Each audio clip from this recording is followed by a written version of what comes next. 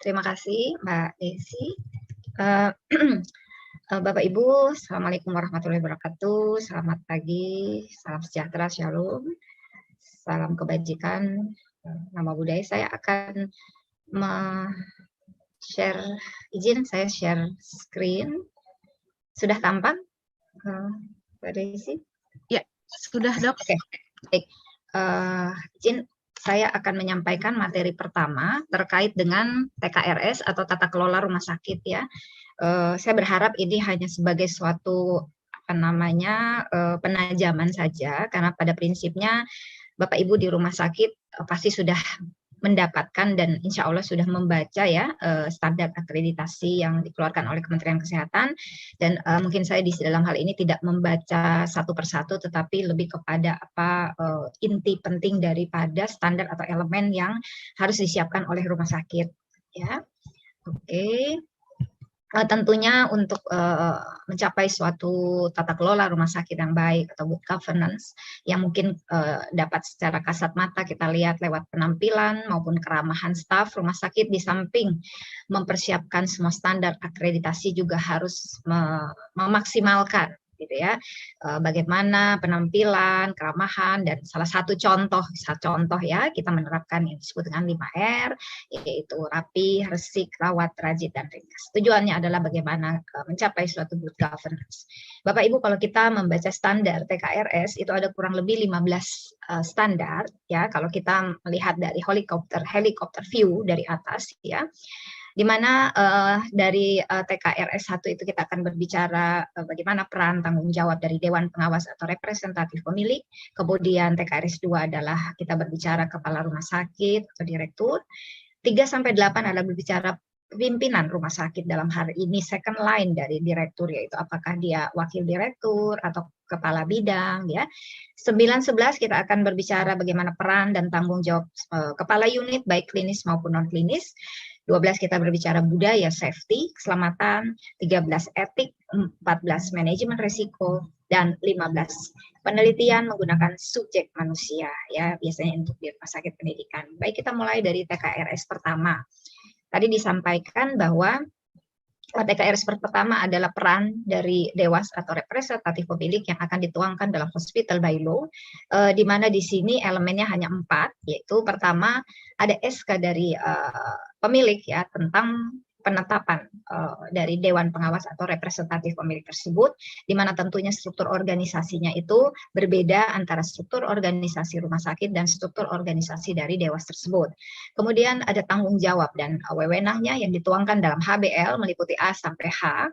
Bapak Ibu kalau ketika membaca elemen dan melihat ada satu yang menyatakan A sampai H, maka itu mandatori Bapak Ibu harus menyiapkan atau harus melaksanakan, dan A sampai H itu biasanya ada di dalam maksud dan tujuan.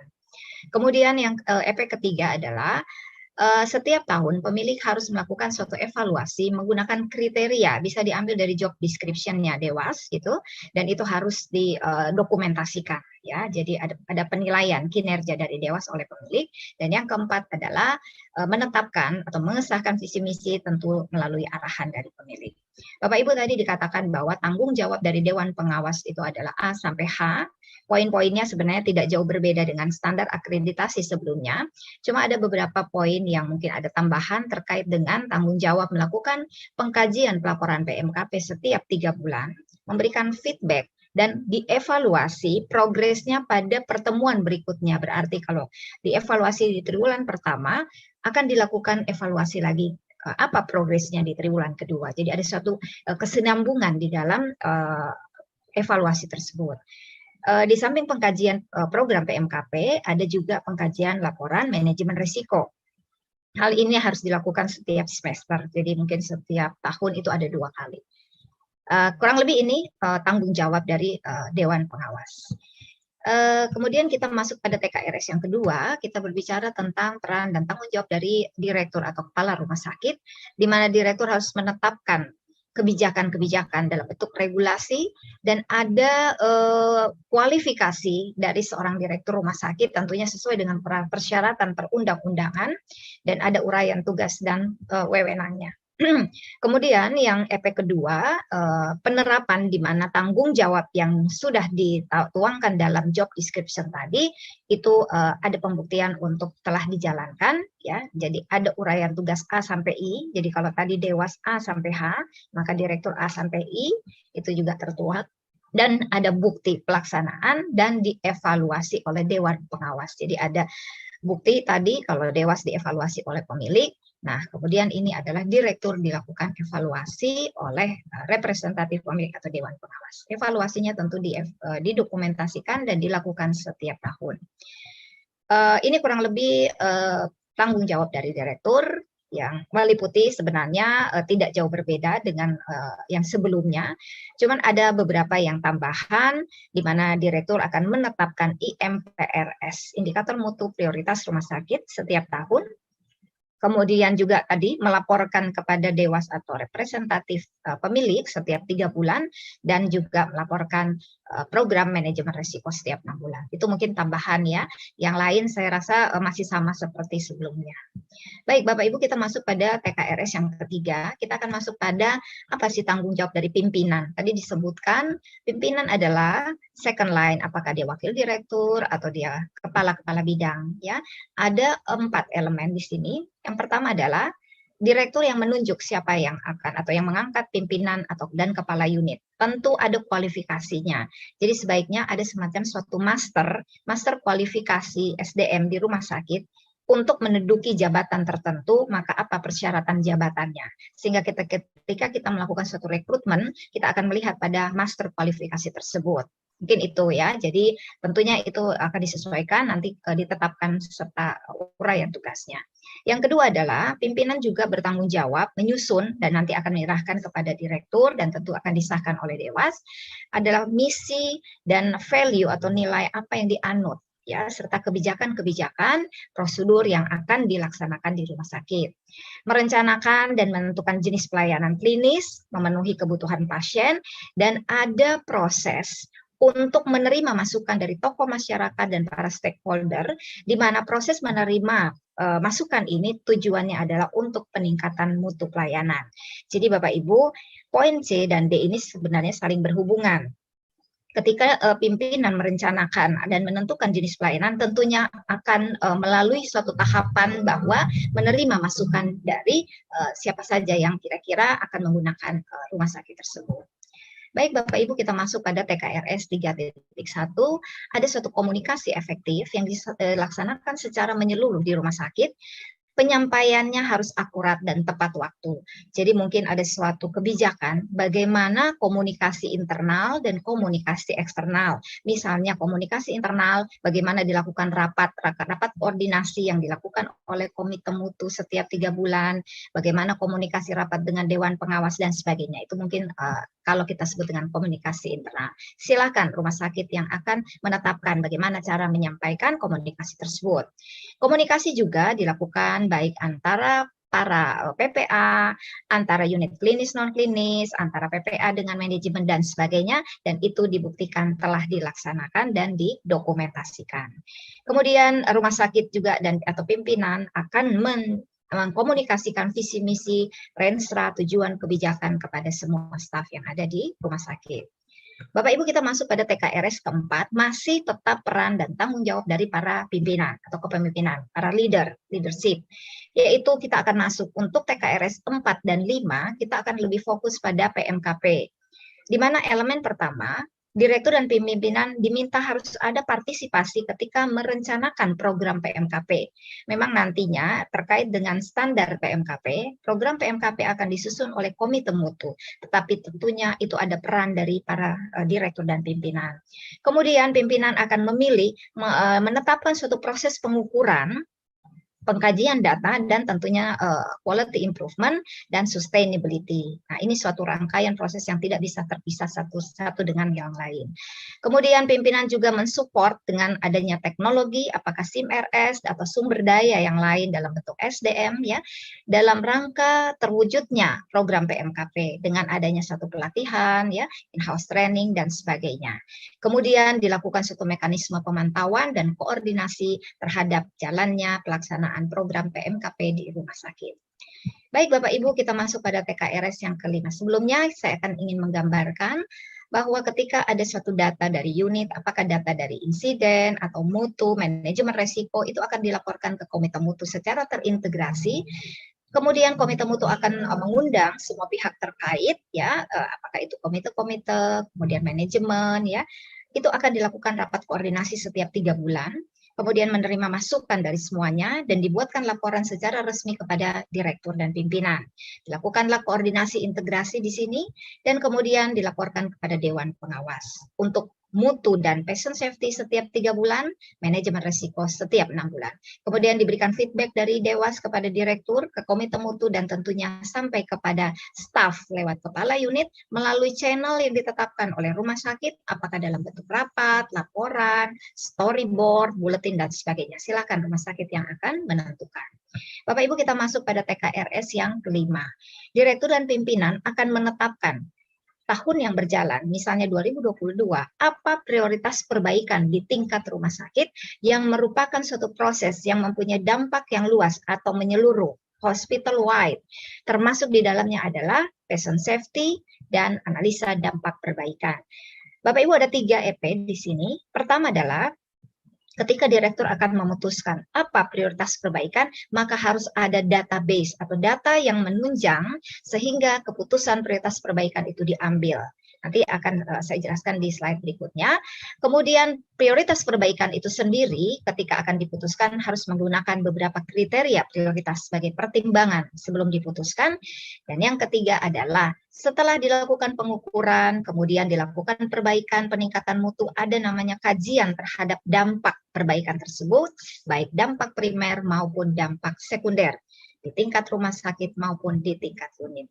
Bapak Ibu, database ini akan disupport, akan disediakan oleh komite mutu. Apakah data keselamatan pasien dalam 1 tahun yang lalu, data capaian indikator mutu, data manajemen resiko, komplain pasien, data apapun, itu akan dijadikan satu database. Berdasarkan database ini menjadi suatu masukan input kepada direktur dan pimpinan untuk menentukan prioritas apa yang akan diperbaiki tahun ini.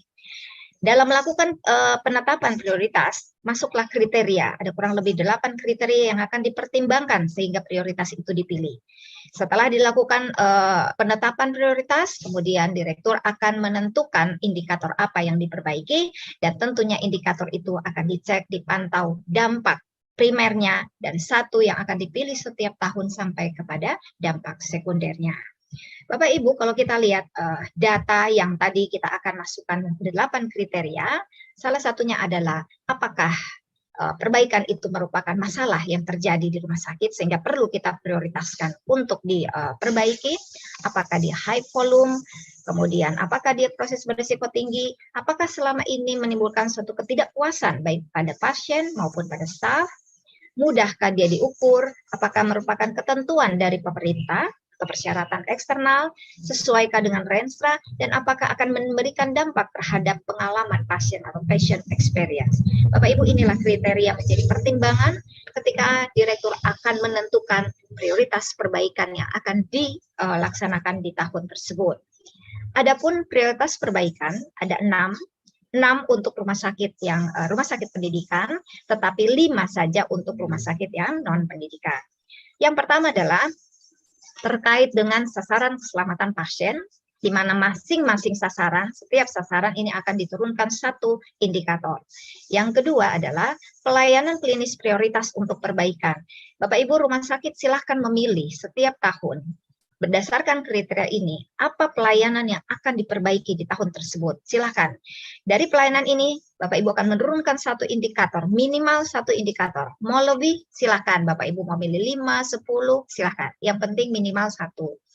Kemudian tujuan strategis. Ini Bapak Ibu boleh ambil dari Renstra, rencana strategis, ya, dalam bentuk misalnya KPI yang diturunkan minimal 1. Kemudian yang keempat terkait dengan perbaikan sistem. Perbaikan sistem yang dimaksud ini adalah perbaikan yang kalau kita pilih mempunyai dampak luas menyeluruh di rumah sakit, tidak hanya di satu unit tapi di beberapa unit. Contoh misalnya pengelolaan obat itu akan berdampak ke masing-masing unit yang terkait dalam pelayanan, ke IGD, rawat jalan, rawat inap, OK, dan sebagainya. Sehingga ketika direktur memilih, dia harus melihat dari helikopter view, harus melihat dari atas ketika memilih ini dampaknya menyeluruh atau tidak, seperti itu. Kemudian yang kelima adalah kita akan melihat apakah rumah sakit akan melakukan perbaikan secara proaktif dengan memasukkan manajemen risiko sebagai salah satu prioritas perbaikan. Bapak Ibu boleh ambil dari pengukuran untuk FMEA atau profil risiko. Nah, untuk rumah sakit yang non-pendidikan, yang tidak melakukan penelitian klinis dan program kedokteran, Bapak Ibu cukup memilih 5 ini saja. Dan Bapak Ibu tidak perlu ada hubungan antara pelayanan klinis prioritas yang nomor 2 dengan 3, 4, dan sebagainya. Bapak Ibu bisa berbeda. Bisa ini tentang MFK, bisa ini tentang hal yang lain. Mungkin ini sesuatu yang mungkin harus kita update. Kemudian dampak Bapak Ibu. Dampak tadi ada primer dan sekunder. Dampak primer adalah ketika kita ingin melakukan pengukuran dan tercapai target. Capaian target itulah yang kita sebut dengan dampak primer. Dampak sekunder adalah ketika dampak primer tercapai, apa selanjutnya yang harus kita periksa, kita evaluasi. Apakah tercapainya target itu berdampak terhadap efisiensi sumber daya, apakah secara keuangan ataupun SDM, terjadi penghematan, terjadi efektivitas, maka itu kita sebut dengan dampak sekunder. Bapak Ibu, kita masuk pada TKRS ke-6 terkait dengan bagaimana pimpinan melakukan pengkajian, memilih dan memantau terhadap semua kontrak yang ada di rumah sakit, baik kontrak klinis maupun kontrak non-klinis, dan melakukan evaluasi terhadap kepatuhan layanan kontrak tersebut. Sehingga Bapak Ibu, semua kontrak wajib ada persetujuannya, ada MOU-nya, dan dalam salah satu pasal dari persetujuan kontrak itu diusahakan ada terkait dengan mutu, di mana rumah sakit akan meminta data, misalnya kalau kita kontrak dengan salah satu, misalnya ya pelayanan klinis, laboratorium, atau radiologi, maka kita akan meminta mutu, quality control dari mereka yang akan kita pantau. Kemudian kalau kita berbicara tenaga kesehatan yang kita kontrak, itu harus dilakukan kredensial sebelumnya, nanti ini terkait dengan standar KPS, ada metode atau mekanisme melakukan inspeksi terhadap kepatuhan layanan kontrak, ada proses negosiasi ulang ketika kontrak akan stop, misalnya 3 bulan sebelumnya, maka ada mekanisme jangan sampai terjadi suatu kosongan atau pelayanan menjadi terganggu karena kontrak itu selesai. Jadi ya harus ada persiapan sebelumnya yang dilakukan negosiasi atau mungkin akan kita hentikan.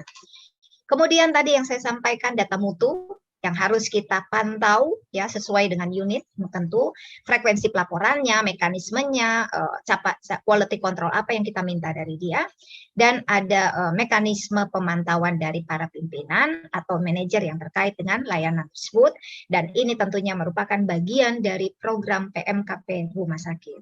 Bapak Ibu, kita masuk pada sumber daya.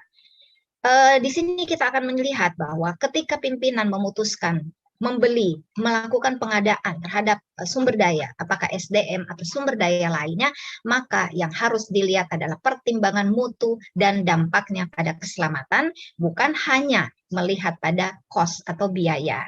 Jadi di sini kita akan melihat apa saja data yang akan digunakan ketika memutuskan melakukan pembelian atau pengadaan, kemudian ketika melakukan penambahan SDM atau melakukan rotasi staf, sumber daya, mempertimbangkan dari organisasi profesional atau sumber yang berwenang, ketika akan mengadakan teknologi informasi kesehatan, ketika melakukan program penanggulangan kedaruratan dan bencana, itu semua harus mempertimbangkan mutu dan dampaknya pada keselamatan. Dan bagaimana pimpinan melakukan proses pemantauan terhadap hasil keputusannya dan dilakukan suatu evaluasi.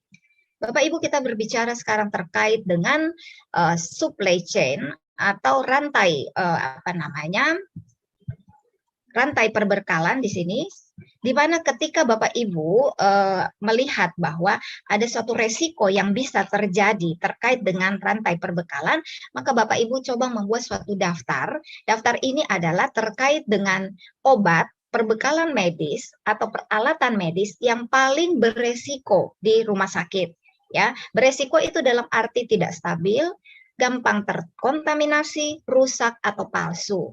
Kemudian Bapak Ibu membuat daftar, dibuatlah alur flowchart-nya, dan Bapak Ibu akan menentukan mana titik-titik paling beresiko dalam alur tersebut, kemudian Bapak Ibu melakukan traceback lakukan pelacakan secara retrospektif sampai kepada distributor, bagaimana mekanisme transportasi, penyimpanan, dan sebagainya.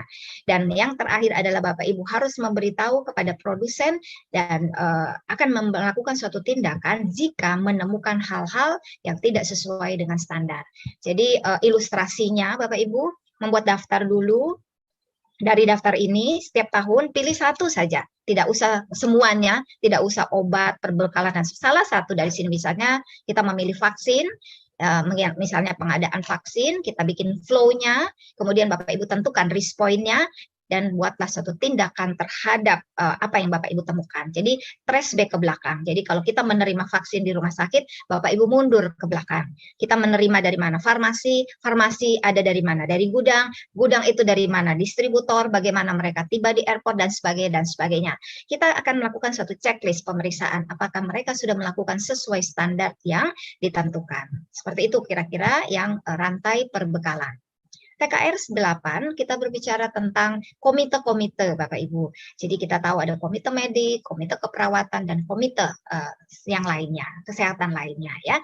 Tentunya ada masing-masing komite mempunyai struktur organisasinya, ya ada SK dari direkturnya, penetapan dari komite tersebut, dan ada tanggung jawabnya yang dituangkan di dalam SK direktur. Kemudian masing-masing komite akan membuat program kerja setiap tahun. Ada 3 EP di sini, ada struktur, ada uraian tugasnya, tanggung jawabnya, dan ada programnya. Ya. Oke, kemudian kita akan masuk pada tanggung jawab atau akuntabilitas dari para kepala unit. Seorang kepala unit tentunya harus memiliki kualifikasi, persyaratan jabatan. Ya, tadi yang saya sampaikan ada master dari kualifikasi. Kemudian setiap unit akan membuat 2 pedoman pengorganisasian dan pedoman pelayanan. Ya, di samping tentunya SPO atau prosedur sesuai proses bisnis yang ada di unit kerja masing-masing. Kemudian kepala unit akan menyusun program kerja. Bapak Ibu, tidak lagi dipersyaratkan setiap unit itu membuat 2. Kalau dulu mungkin ada program kerja, kemudian ada program PMKP. Saat ini kita sederhanakan, Bapak Ibu cukup membuat 1 saja, membuat program kerja, di dalamnya include kegiatan PMKP dan manajemen risiko. Itu dibuat setiap tahun. Kemudian kepala unit akan mengusulkan apa saja kebutuhan sumber daya di unitnya, ya, untuk supaya dapat melakukan suatu pelayanan dengan optimal dan menanggapi jika terjadi kekurangan pada tenaga. Dan kepala unit akan melakukan koordinasi, integrasi dengan unit di dalamnya ataupun antar unit layanan. Bapak Ibu, kita masuk pada TKRS yang ke-10, bagaimana peran kepala unit terhadap PMKP. Bapak Ibu, nanti kita akan bahas bahwa dalam PMKP ada 3 yang harus dilakukan pengukuran, yaitu INM, Indikator Nasional Mutu ada 13 yang ditetapkan oleh Kementerian Kesehatan, yang mandatori rumah sakit harus wajib melaporkan setiap bulan melalui aplikasi yang sudah disiapkan. Yang kedua, IMPRS, tadi kita bicara di TKRS 5, ada 6 untuk rumah sakit pendidikan dan 5 untuk rumah sakit non-pendidikan. Dan itu menjadi kewenangan direktur untuk menentukan IMPRS. Kemudian pada TKRS 10, kewenangan dari setiap kepala unit untuk menentukan apa indikator mutu unit, indikator mutu prioritas unit. Jadi ada INM, ada IMPRS, dan ada IMP unit yang harus dilakukan pengukuran di rumah sakit. Nah, untuk IMP unit inilah ditentukan oleh masing-masing kepala unit. Seperti itu Bapak Ibu. Dan kepala unit tentu akan melakukan perbaikan ya, dan dilakukan sustainability, dipertahankan dalam waktu 1 tahun. Bapak Ibu, TKRS 11 masih terkait PMKP. Kepala unit klinis akan mengevaluasi kinerja semua PPA yang bertugas di unitnya.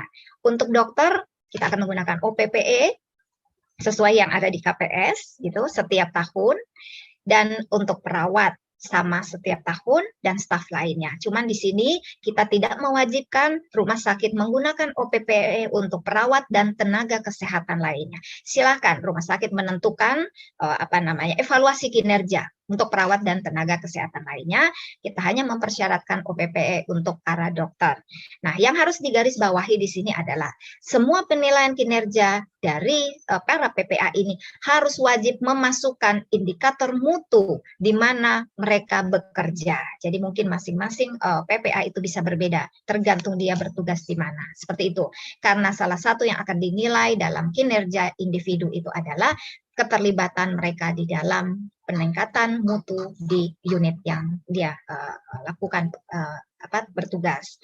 Baik Bapak Ibu, mohon maaf ini tadi tanggung jawab ya. Ya, ini ada hubungannya dengan sebenarnya standar sebelumnya, yaitu tanggung jawab komite medik, komite keperawatan, dan komite tenaga kesehatan lainnya. Tadi di samping membuat program kerja, membuat kemudian beberapa kebijakan, pedoman, SOP ataupun protokol, termasuk tadi clinical pathway, clinical guideline, kemudian menyusun kode etik profesi. Bapak Ibu, dari masing-masing komite ini akan menyusun kode etik profesinya dan memantau mutu pelayanan pasiennya tentunya. Nah, tadi kita berbicara tentang kepala unit dan komite-komite. Sekarang kita berbicara komite etik rumah sakit. Setiap rumah sakit harus mempunyai komite etik rumah sakit dan nantinya mereka akan menyusun kodersi. Ya, kebetulan kalau saya tidak salah, Persi sebenarnya sudah pernah mengeluarkan buku ya tentang kodersi, mungkin itu bisa menjadi rujukan bagi rumah sakit. Jadi kalau komite menyusun kode etik profesi, maka di komite etik rumah sakit akan menyusun kode etik rumah sakit.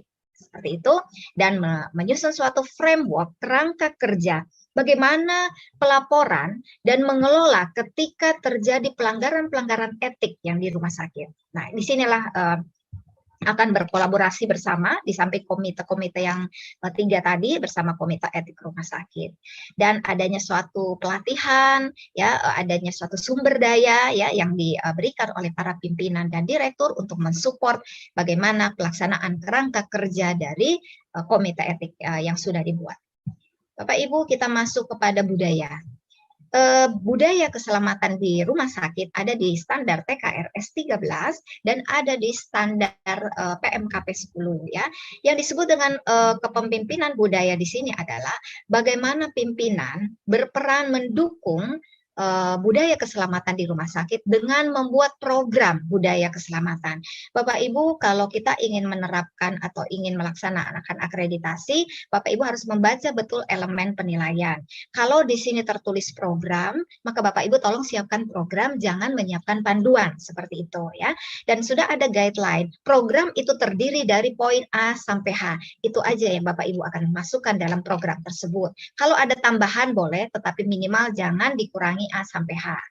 Kemudian pimpinan juga akan menyiapkan sarana-prasarana berupa pendidikan, kepustakaan, ya, laporan, ya, bagi semua staf, bagaimana pembelajaran tentang budaya keselamatan, sumber daya, dan ada suatu mekanisme sistem yang bersifat konfidensial, sederhana saja yang bisa diakses oleh staf, di mana setiap orang bisa melaporkan ketika ada perilaku-perilaku yang tidak diinginkan, yang dapat mengancam keselamatan dengan tidak ada blaming culture. Silakan Bapak Ibu boleh melalui satu kotak saran, kotak surat begitu ya. Dan itu harus dilakukan pengukuran, dievaluasi oleh pimpinan ya. Di samping tentunya dilakukan perbaikan. Kemudian yang berikutnya adalah pimpinan menerapkan yang disebut dengan just culture. Apa yang disebut just culture, Bapak Ibu? Berlaku adil. Ketika ada pelaporan suatu kejadian insiden keselamatan pasien, terapkanlah no blaming culture, karena kita belum melakukan suatu analisa.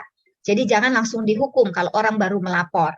Kemudian setelah itu laporan, kita lakukan suatu analisa investigasi.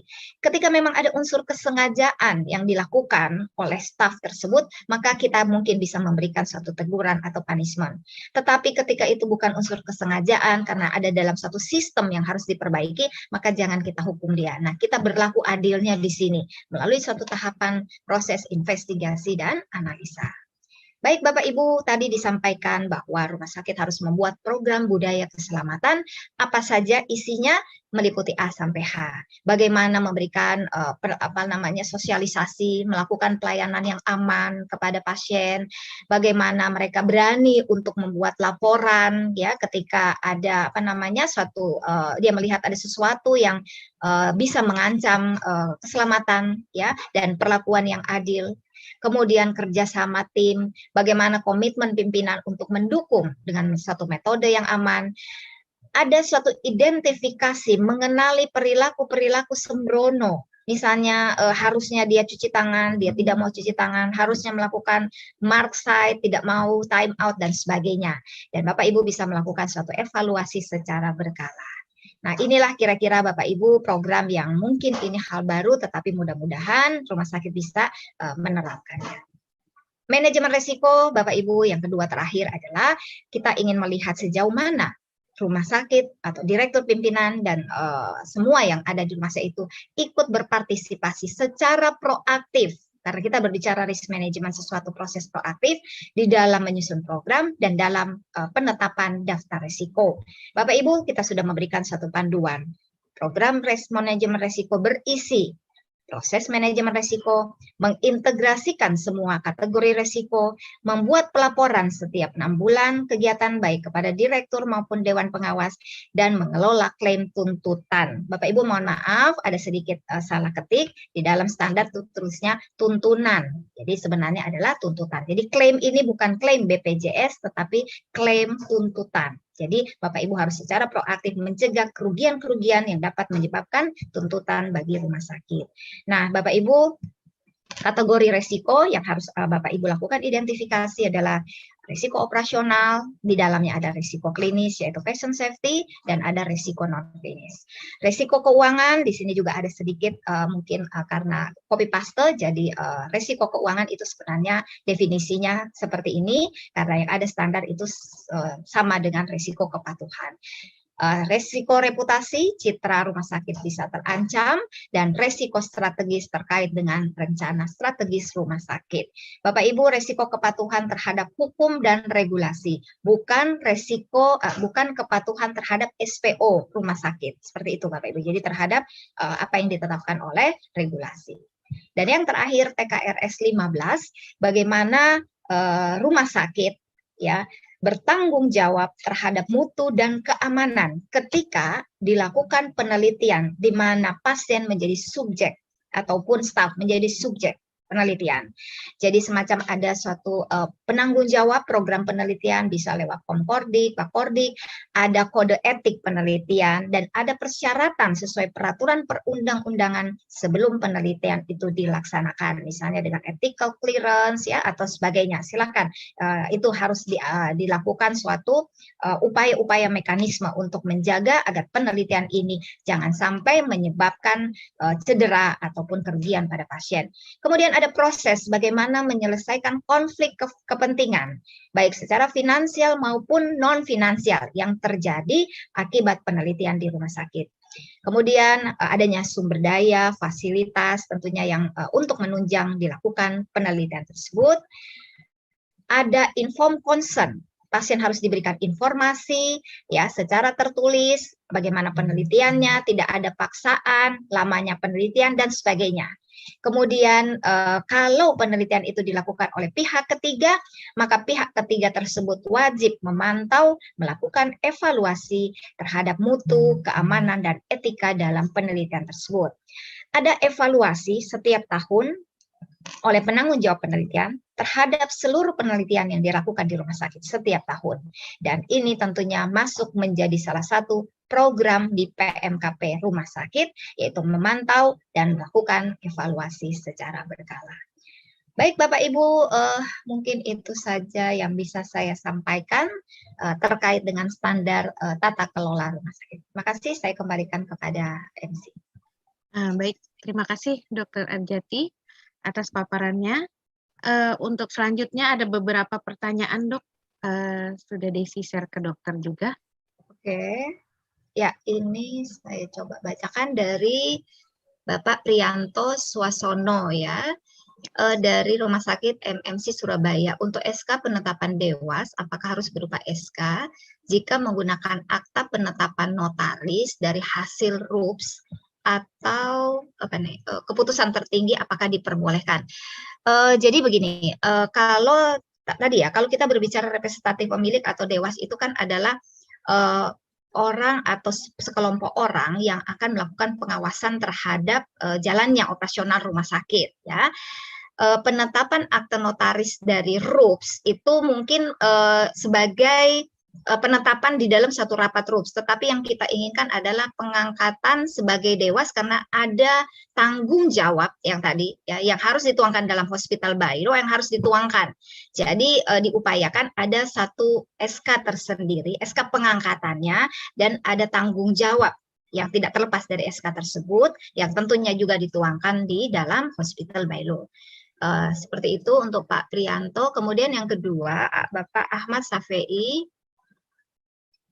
apakah wajib semua kelas rumah sakit kelas D, C, B, atau A dewas tersebut dievaluasi oleh owner, misal owner tersebut berupa pengurus atau yayasan? Iya, karena kita juga sebenarnya punya regulasi juga ya tentang Dewan Pengawas. Ya, jadi siapapun owner itu, apakah dia yayasan, apakah dia PT, apakah dia rumah sakit pemerintah, itu dilakukan evaluasi kinerja sejauh mana tugas tanggung jawab dewas itu dilaksanakan. Kemudian dari ini saya nggak tahu Ibu atau Bapak, Erlis Isdaryani. Manajemen kontrak disebutkan bahwa MOU kontrak dengan pihak ketiga ada salah satu klausul yang berbunyi masa berhak meminta laporan mutu dari pihak ketiga. Bagaimana jika pihak ketiganya adalah pengelola limbah B3 dan penyedia nutrisi harapan? Oke, walaupun dia penyedia limbah B3 dan penyedia nutrisi, kita memastikan bahwa mereka melakukan kegiatan ya, karena kita mengontrak mereka, kegiatan yang dilakukan adalah untuk menjaga keselamatan semua ya. Kalau limbah itu misalnya pembuangannya kemana ya, adakah dia mempunyai izin ya pengelola limbah, persyaratan yang sudah ditentukan dilakukan dengan benar, misalnya seperti itu kita bisa minta. Kemudian penyedia nutrisi, dia bisa mengirimkan, kalau nutrisi gizi itu biasanya kalau quality kita ada namanya HACCP ya, misalnya apakah dia melakukan quality control-nya dan sebagainya. Ya, jadi kita ingin bahwa semua yang kita kontrak itu tentunya juga menjaga mutunya, ya, quality control-nya dan tentunya keselamatannya. Jadi tetap ya, itu tadi jawabannya. Kemudian yang berikut dari Ibu, mohon maaf Mbak Desi ini agak terpotong, Ibu Nurlianti, bisa dibacakan kayak terpotong, bagaimana cara menentukan kriteria prioritas unit kerja dan siapa saja yang sebaiknya menentukan kriteria. Ya, agak terpotong Mbak Desi, saya nggak kebaca seterusnya. Sebaiknya menentukan kriteria mutu prioritas, selanjutnya apa bisa disambung kalimatnya? Prioritas mutu unit kerja, Dok. Oke, baik. Jadi tadi sudah disampaikan kriteria itu ada 8. Jadi kita akan menentukan indikator mutu prioritas rumah sakit maupun indikator mutu prioritas unit menggunakan 8 kriteria tadi. Misalnya, apakah yang kita perbaiki ini merupakan masalah di unit atau di rumah sakit? Apakah dia high volume? Apakah dia high process? Apakah dia menimbulkan ketidakpuasan dan sebagainya? Kita boleh scoring, ya. Caranya kita scoring gitu ya. Kita pakai skala Likert aja 1 sampai 5 tentunya. Kemudian totalnya mungkin kita akan memprioritaskan ya itu. Nah, siapa saja tentu yang menentukan ketika kriteria untuk di rumah sakit itu biasanya para pimpinan gitu ya, para pimpinan yang terlibat di situ. Sedangkan untuk di unit mungkin kepala unit dan timnya, tetapi harus tetap nanti meminta pertimbangan persetujuan dari direktur rumah sakit. Itu aja ya Mbak Desi yang dikirim pertanyaannya. Ada lagi? Ada lagi Dok, banyak juga, cuman kita pilih. Okay. Ini dari Dokter Aji. Sebentar, oh ya, baru dari ada berapa WA soalnya, saya buka dulu sebentar. Itu sudah yang ketiga pertama dari Dr. Aji Sukmo Wicaksono ya. Saya dari Rumah Sakit Rio Panting Payung Basel. Jika rumah sakit kami bukan rumah sakit pendidikan, berarti Pokja yang kami kerjakan hanya 15. Ya, betul Dokter Aji. Jadi tetapi ada satu kebijakan yang menyatakan bahwa memang rumah sakit Bapak, rumah sakit dokter itu bukan rumah sakit pendidikan. Ya.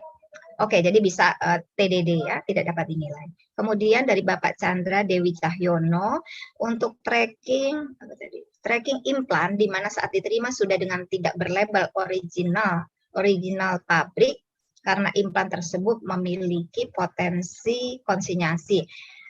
Sebaiknya kita tahu tracknya ya, Pak Chandra ya, karena semua barang yang akan masuk ke kita, apalagi implan itu harus terregistrasi, terdaftar, karena dalam standar PAB ada tracking ketika terjadi suatu cedera kepada pasien yang kita pasangkan implan, maka kita punya datanya ya, dan kita akan tracking ke pasiennya. Jadi mungkin ini yang perlu kita lihat ya, distributornya, sehingga kita bisa melihat kalau terjadi sesuatu yang membahayakan pasien.